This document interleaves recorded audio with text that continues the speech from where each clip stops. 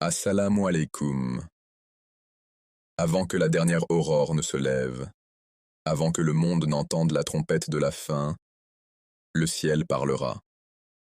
Pas avec la pluie, pas avec le tonnerre, mais avec des voix que chacun entendra, mais que peu comprendront. Des sons qui traverseront les continents comme un murmure céleste, résonnant dans les cœurs comme une peur ancienne. Car les 7 cris du ciel ne sont pas de simples légendes. Ce sont les battements d'un secret que l'humanité a toujours refusé d'écouter. Et ce secret commence dans le silence. Le silence, avant le premier cri.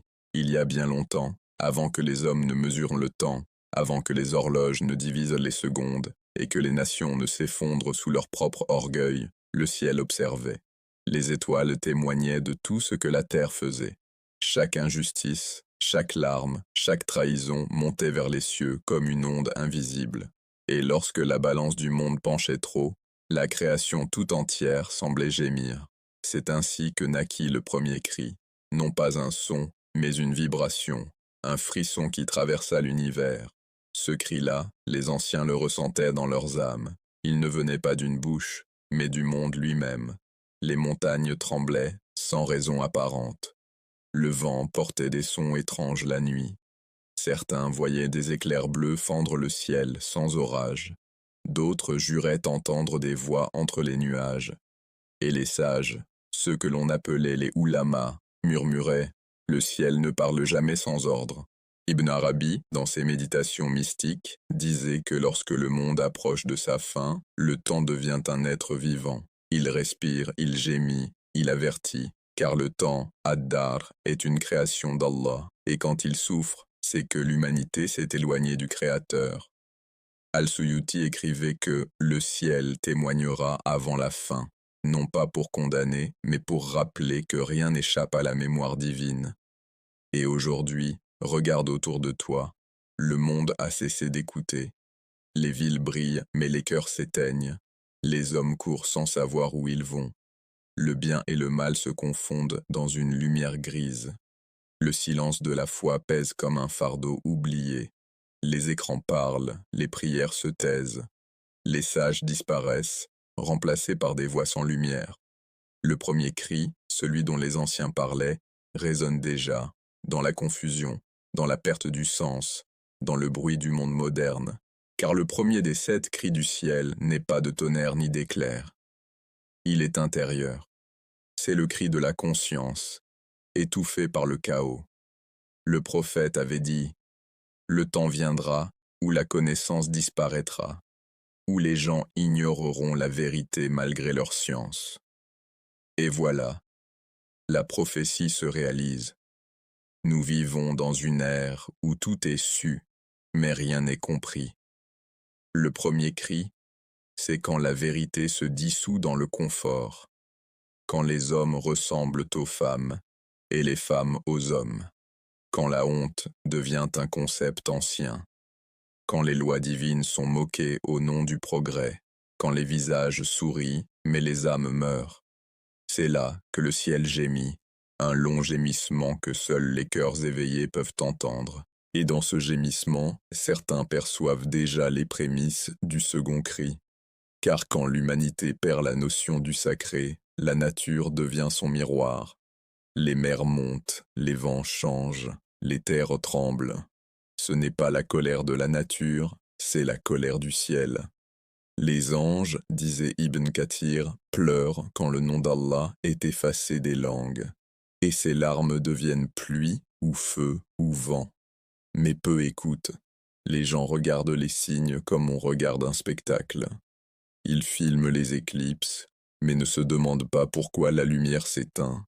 Ils voient les tremblements de terre comme des chiffres, pas comme des avertissements. Ils entendent les orages, mais pas les mots qu'ils portent. Et le premier cri continue, invisible, sous la forme d'un malaise universel, une fatigue de l'âme qui ronge le monde.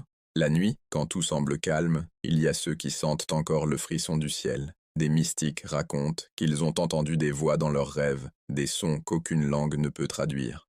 Certains les ont pris pour des illusions, d'autres ont compris qu'il s'agissait de messages, non pas pour avertir, mais pour réveiller, car chaque cri céleste est un appel, pas à la peur, mais à la conscience. Le premier cri dit « Regarde ce que tu es devenu ». Le deuxième dira « Reviens à ce que tu étais ». Mais avant que le deuxième ne retentisse, le monde doit passer par l'épreuve du doute. Dans une nuit obscure, un vieil homme prit seul dans sa maison. Il se souvient d'un hadith du messager. Avant la fin, le temps se contractera, l'année semblera un mois, le mois une semaine, la semaine un jour, et le jour une heure. Il regarde sa montre, il se rend compte que tout va trop vite, les années s'effondrent, les jours s'évaporent, le monde glisse hors du temps, et il comprend, ce n'est pas le temps qui accélère, c'est la bénédiction du temps qui s'en va. Le premier cri a volé la baraka du monde. Pendant ce temps, les cieux se chargent d'une énergie invisible. Des astres s'alignent. Les scientifiques parlent de coïncidence, les croyants de signes. Des sons étranges sont captés dans l'atmosphère, comme des trompettes lointaines.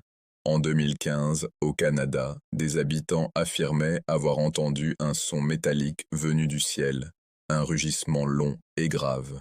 Les médias ont ri, mais les anciens ont pleuré. Ils savaient. Ce n'était pas un bruit, c'était le rappel que le ciel n'oublie jamais. Chaque époque a eu son cri. À l'époque de Nu, AS, c'était la pluie, lourde et incessante, qui tombait jusqu'à tout effacer. À l'époque de Moussa, AS, c'était la mer qui s'ouvrait comme une bouche géante pour engloutir l'orgueil des tyrans. À l'époque de Isa, AS, c'était le silence avant la trahison. Et aujourd'hui, à notre époque, le cri du ciel prend la forme d'une confusion universelle. Tout est vrai et faux à la fois, tout est beau et laid ensemble. Le mensonge porte le masque de la vérité, le mal se déguise en bien, et dans cette confusion, le premier cri s'amplifie. Les anges, dans les sphères invisibles, regardent encore la terre. Ils disent « L'humanité a oublié le langage du ciel ». Et Allah, dans sa sagesse, laisse le temps s'écouler, car le temps, comme le dit le Coran, est témoin. Par le temps, l'homme est certes en perdition, sauf ceux qui croient et accomplissent de bonnes œuvres. Mais qui écoute encore le temps? Une nuit viendra, silencieuse, étrange. Le vent cessera un instant, le ciel deviendra plus clair, puis plus sombre que jamais, et alors, une vibration passera dans l'air. Elle ne sera pas forte, elle sera subtile, comme un battement d'ailes. Mais ceux dont le cœur est pur sauront, le ciel vient de parler, le premier cri a cessé, et le deuxième s'approche. Et dans ce passage entre deux silences, l'humanité entière sera mise à l'épreuve. Les puissants perdront le contrôle, les faibles perdront l'espoir, les croyants chercheront le sens, les nations s'accuseront, les religions se déchireront, les enfants naîtront sans lumière dans les yeux. Et au-dessus de tout cela, le ciel restera témoin, calme, immuable, patient. Car ce que nous appelons le chaos, le ciel l'appelle ordre divin. Le premier cri du ciel n'était donc qu'un murmure. Mais ce murmure est déjà en train de devenir une onde. Une onde que personne ne peut arrêter. Car ce n'est pas un son que l'on peut mesurer, c'est une réponse que l'on doit comprendre. Chaque jour qui passe, chaque injustice commise, chaque oubli de prière, chaque mensonge répété, tout cela nourrit le cri. Et un jour, il deviendra visible. Ce jour-là, les montagnes se fendront, le soleil changera de couleur. Et ceux qui pensaient que tout cela n'était que symbole comprendront trop tard que le ciel ne ment jamais, car il ne parle que quand l'ordre vient d'en haut. Et quand ce moment viendra, les érudits se tairont, les rois trembleront, et les cœurs purs sentiront une paix étrange, car ils sauront que la promesse s'accomplit. Le premier cri était l'annonce, le second sera l'avertissement, le troisième, le jugement. Mais avant que tout cela ne se produise, le monde doit écouter le silence, car c'est dans le silence que le ciel respire. Et quand il respirera une dernière fois, le second cri sera entendu. Mais il y a des signes, murmure une vieille légende, que nul savant n'a osé écrire. Des signes que l'on ne lit pas, mais que l'on vit. car certains secrets ne sont pas faits pour être dits, seulement pour être entendus, et parmi eux se cache le prochain cri, celui que le monde ne comprendra pas, celui qui divisera les cœurs, celui qui viendra avant l'aube, mais dont l'écho résonnera jusqu'à la fin des temps. La première voix s'était tue, mais son écho hantait encore les nuits. Le monde avait repris son souffle, feignant d'oublier ce qu'il avait entendu. Pourtant, quelque chose avait changé. L'air était plus lourd, le vent plus nerveux, les cœurs plus silencieux. Les jours s'écoulaient avec lenteur, mais les nuits, ah, les nuits semblèrent brûler d'un secret que personne n'osait nommer. Ceux qui avaient entendu le premier cri ne dormaient plus de la même façon. Ils se réveillaient dans un frisson, le souffle court, le regard tourné vers un ciel sans étoiles. Certains racontaient avoir vu, dans leurs rêves, une lumière tombant du firmament comme une flamme liquide. D'autres entendaient des voix, douces et terribles, murmurant dans des langues qu'ils ne connaissaient pas. Tout annonçait un retour. Un second cri. Des siècles auparavant, les savants de Damas avaient prévenu. Ibn Arabi, Al-Suyuti, Al-Qurtubi, tous avaient écrit « Le ciel parlera 2 fois, une fois pour réveiller, une fois pour juger. » Et la nuit du feu approchait. Au début, ce fut imperceptible. Le temps lui-même semblait trembler, se rétracter comme un souffle avant la tempête. Les horloges paraissaient avancer plus vite. Les jours s'enchaînaient sans mémoire. Les enfants disaient que le soleil ne brillait plus avec la même chaleur, que la lune avait perdu sa douceur. Puis vint le signe que plus rien ne pouvait cacher. Ce fut une nuit calme, trop calme. Le vent s'était arrêté, les mers étaient lisses comme du verre. Même les animaux se turent. On aurait dit que la création entière retenait sa respiration. Et soudain, le ciel se fendit. Une ligne de feu, fine d'abord, apparut à l'horizon. Puis elle grandit, s'étira, traversant la voûte céleste d'est en ouest, telle une cicatrice de lumière. Les hommes sortirent de leur maison, incrédules. Certains crièrent, d'autres tombèrent à genoux. Les caméras s'allumèrent. Les téléphones capturèrent l'impossible. Mais aucune image ne put traduire la terreur sacrée de ce qu'ils voyaient. Le ciel brûlait. Mais ce feu n'était pas un feu humain. Il ne consumait rien. Il illuminait sans chaleur, flamboyait sans fumée. Et avec lui, un son, pas un tonnerre, pas une explosion, un souffle profond et vibrant, qui semblait venir de partout à la fois. Les vitres tremblaient, le sol vibrait, les cœurs s'emballaient, les oreilles n'entendaient rien, mais l'âme, elle, comprenait. C'était le deuxième cri. Il ne parlait pas avec des mots, mais chaque être vivant le comprenait. La colère du ciel s'était levée. La création pleurait quelque chose que l'humanité avait oublié. Une douleur ancienne, une promesse trahie. Dans la lumière rouge qui embrasait le ciel, on distinguait des formes mouvantes, comme des écritures de feu. Aucun alphabet terrestre, et pourtant chaque âme lisait le même message. Le temps est presque terminé. En Arabie, un vieil homme sortit de sa tente et leva les mains vers le ciel en pleurant. « Ya Allah !» La deuxième voix est venue. En Turquie, des muezzins hésitèrent avant l'appel à la prière. Leur voix tremblait. À Damas, un enfant se mit à crier. Les anges pleurent. Et dans les grandes cités du monde, les écrans cessèrent d'émettre. Cette nuit fut nommée la nuit du feu. Quand l'aube arriva, la terre n'était plus la même. Les réseaux étaient morts, les signaux silencieux, les avions immobiles. L'humanité, privée de ses machines, redécouvrit le bruit de son propre cœur. Dans les rues, les gens marchaient comme des fantômes, parlant à voix basse, comme si le monde entier venait de sortir d'un rêve dont il ne voulait pas se réveiller. Pendant cette nuit, le ciel resta rouge, sa lueur semblable à un brasier infini. Les mers reflétaient ce sang céleste. Les étoiles, jadis paisibles, semblaient tournoyer dans un chaos silencieux. Et au bout de ces 7 nuits, on entendit encore, au loin, un murmure, le reste du cri, revenant chaque nuit, plus faible, plus lointain, comme une prière du ciel refusant de mourir. Les savants appelèrent ce phénomène le souffle du ciel, mais bientôt, d'autres signes apparurent. Là où le feu avait brillé, la terre portait des marques. Dans les déserts, le sable se changeait en verre, lisse et froid. Dans certaines vallées, des pierres se mirent à luire d'une lumière douce, comme si elles gardaient un souvenir du feu divin. Les rivières changèrent de cours, les montagnes semblèrent respirer. Le monde entier paraissait blessé par la lumière, et les hommes commencèrent à chercher des réponses. Les uns parlèrent de météores, d'aurores géantes, d'éruptions solaires. Les autres disaient « Non, c'est un signe ». Mais ceux qui lisaient les anciens textes savaient. Le deuxième cri n'était pas un phénomène naturel, c'était un avertissement. Des rumeurs se répandirent vite. Au Yémen, on raconta qu'un homme vêtu de blanc avait été vu marchant sous le ciel en feu. Son visage rayonnait d'une paix surnaturelle.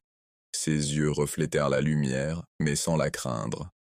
On dit qu'il s'arrêta, leva les mains, et que la terre autour de lui se mit à vibrer doucement.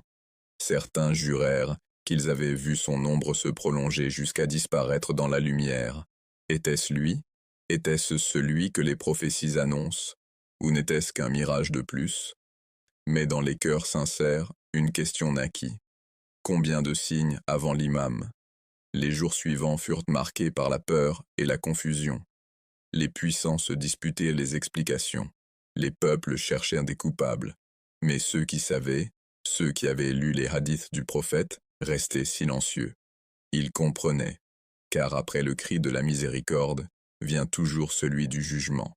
Et le jugement commença lentement, comme une ombre. Les gouvernements tombèrent en quelques semaines. Les frontières se brouillèrent. Les océans grondèrent. Et dans les profondeurs invisibles, les barrières entre le monde des hommes et celui des djinns se fissurèrent. Ceux qui vivaient loin des villes jurèrent de voir des silhouettes dans la brume, des ombres qui les observaient, des voix qui appelaient leurs noms dans des langues oubliées, des songes qui semblaient durer des années alors qu'ils n'avaient dormi qu'1 heure. Le monde spirituel avait franchi le voile. Mais plus effrayant encore fut ce que les astronomes découvrirent. Les étoiles avaient bougé. Lentement, mais sûrement, les constellations n'étaient plus les mêmes. Les cartes du ciel devenaient inutiles. Quelque chose, là-haut, s'était déplacé. Et les plus sages comprirent, ce n'était pas le ciel qui changeait, c'était le temps lui-même. Car le deuxième cri ne s'était pas contenté de secouer la terre. Il avait brisé la ligne du temps. Désormais, les jours semblaient se répéter, les rêves revenaient identiques. Certaines heures disparaissaient. Les anciens dirent, c'est la déchirure du temps. Et dans cette déchirure, une voix restait suspendue, faible, mais claire. Le troisième cri réveillera les dormants. Ces mots apparurent dans un manuscrit retrouvé dans une grotte du Sinaï, écrit dans une encre vieille de 1000 ans. Personne ne sut qui l'avait laissé là, mais ceux qui le lurent sentirent la même brûlure dans leur poitrine, une peur mêlée d'attente. Et pendant que le monde tentait de se reconstruire, les croyants commencèrent à prier d'une manière nouvelle, non plus par habitude, mais par besoin.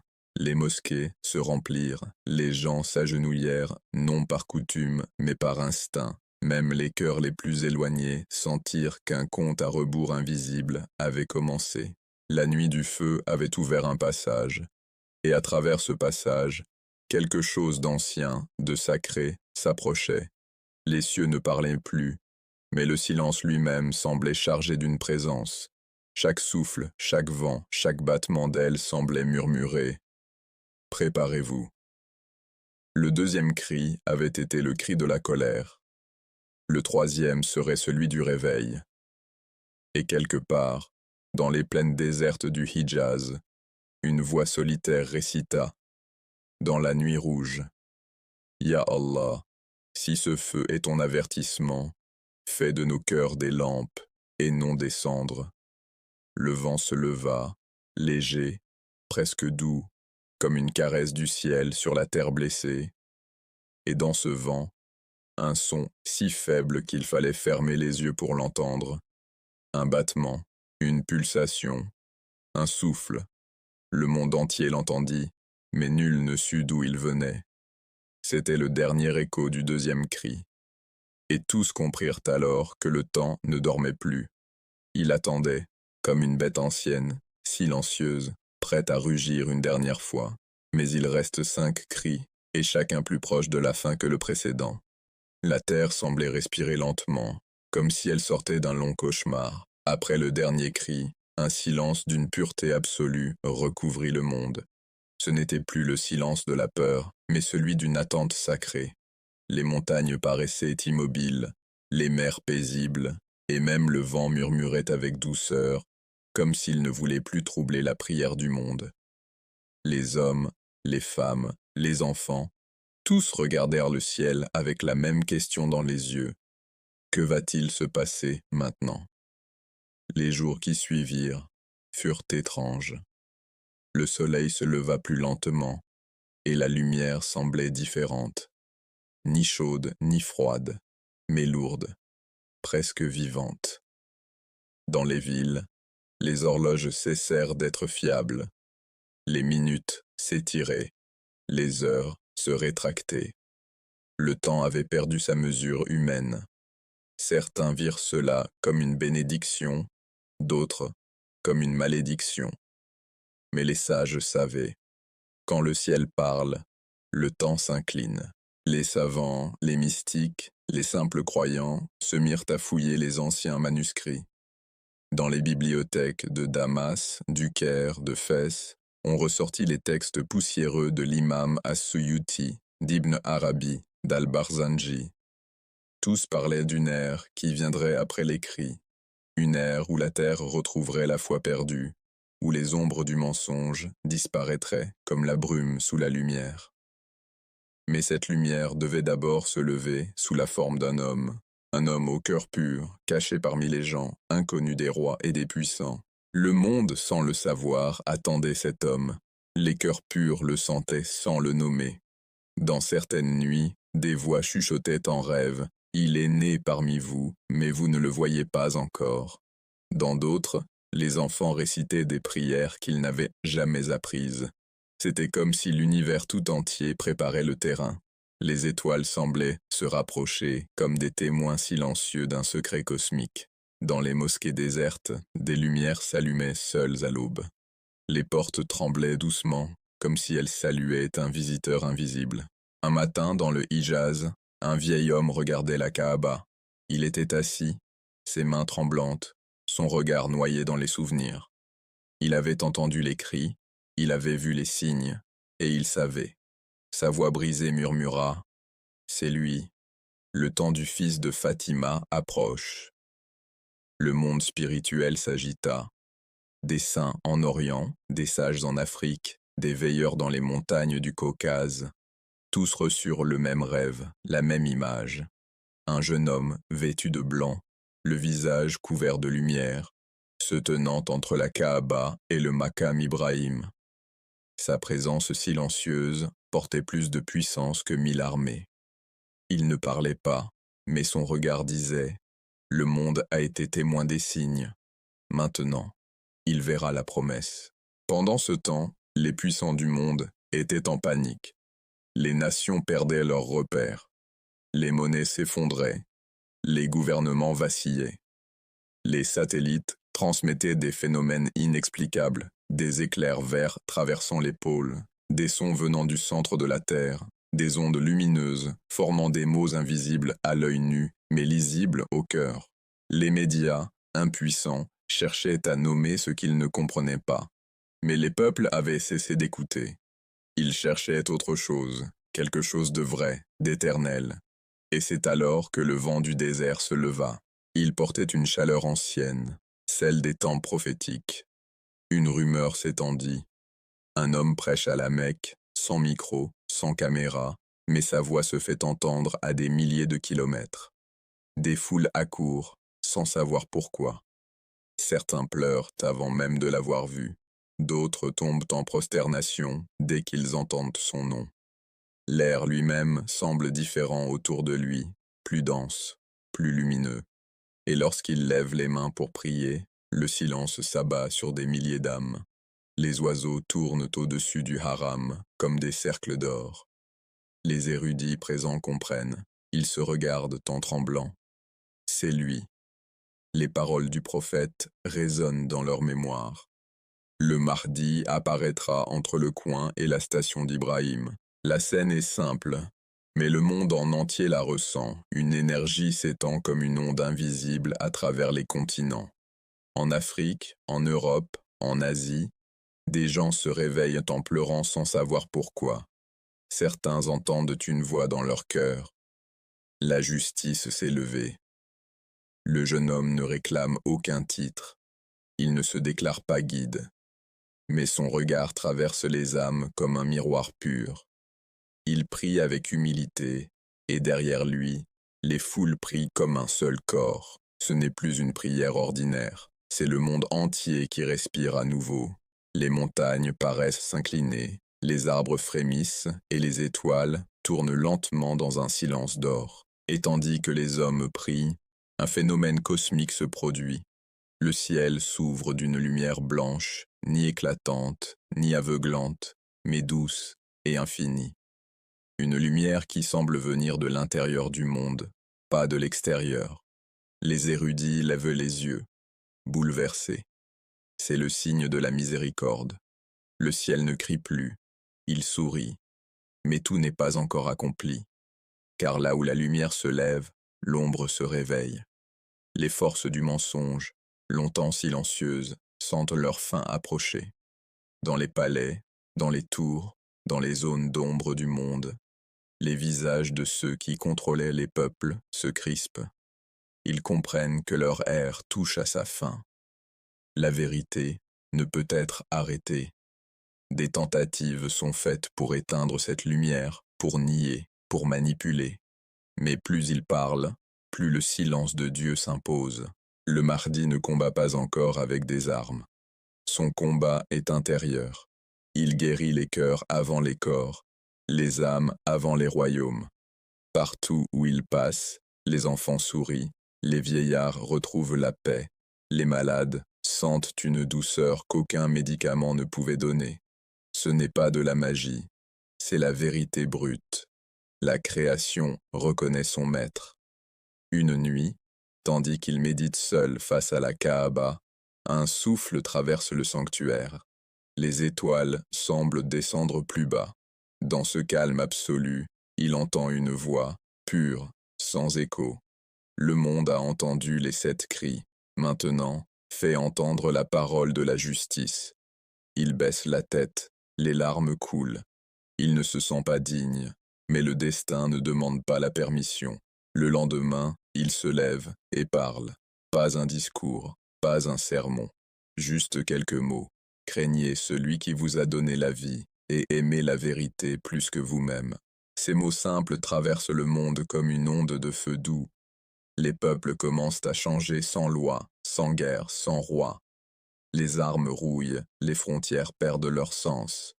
L'humanité redécouvre le silence sacré de la paix. C'est le début de la Renaissance. Pourtant, dans les montagnes du Nord, les vents portent encore une ombre. Une force ancienne, blessée, refuse de disparaître.